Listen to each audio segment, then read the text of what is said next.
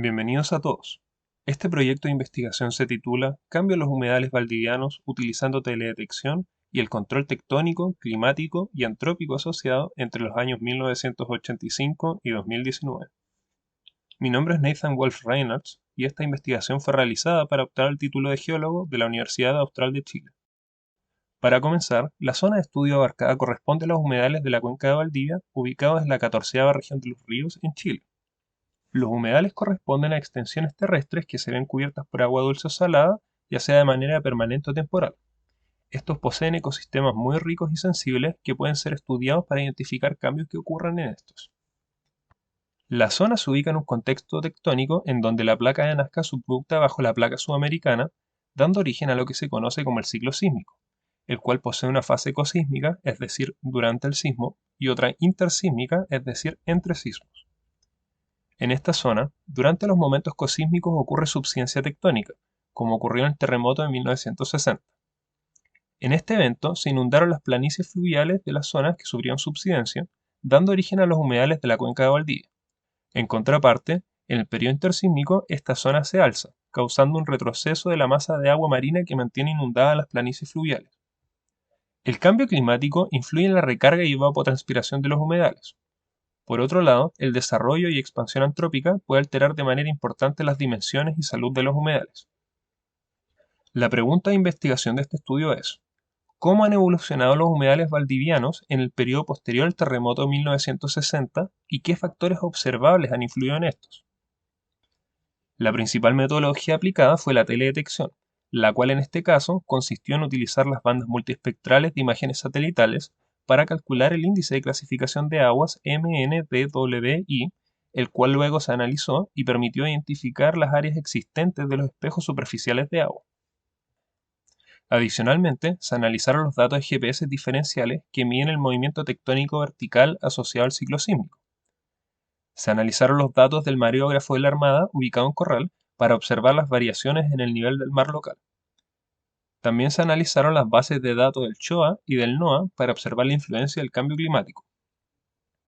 Se consultaron los catastros de uso de suelo de CONAF para observar el alcance de las actividades antrópicas en la zona, y por último se realizó una revisión en terreno del estado presente de los humedales y de sus especies colonizadoras.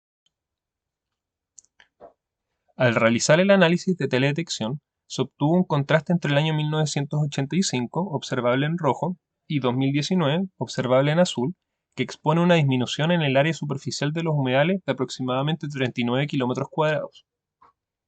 El análisis del mareógrafo muestra una disminución anual de aproximadamente 2 milímetros y una disminución acumulada de aproximadamente 70 centímetros en el nivel del mar local. El análisis de desplazamiento de los GPS muestra una tendencia al alzamiento anual de aproximadamente 10 milímetros y un alzamiento acumulado aproximadamente de 35 centímetros. El fenómeno El Niño Oscilación Sur tiene una gran influencia sobre los eventos climáticos extremos que afectan la zona. Las precipitaciones anuales medias han disminuido en aproximadamente 127 milímetros y proporcionalmente los caudales medios del río Cruces han disminuido su caudal medio en 16,2 metros cúbicos y en el río Calle Calle está disminuido en 16,2 metros cúbicos. El catastro de CONAF inicia en el año 1997.